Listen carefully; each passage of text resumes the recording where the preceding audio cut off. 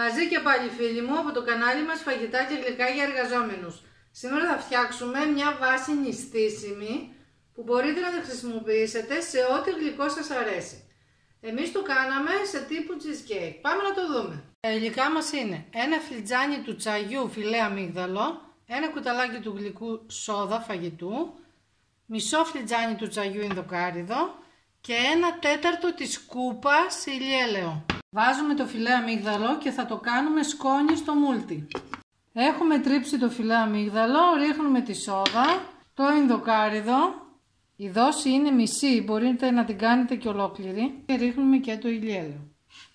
Παίρνουμε ένα μικρό ταψάκι αλουμινίου μιας χρήσεως, πατάμε τη βάση και θα την ψήσουμε για 20 λεπτά περίπου στους 170 βαθμούς σε προθερμασμένο φούρνο πάνω κάτω. Την αφήνουμε μετά να κρυώσει πάρα πολύ καλά για να σφίξει.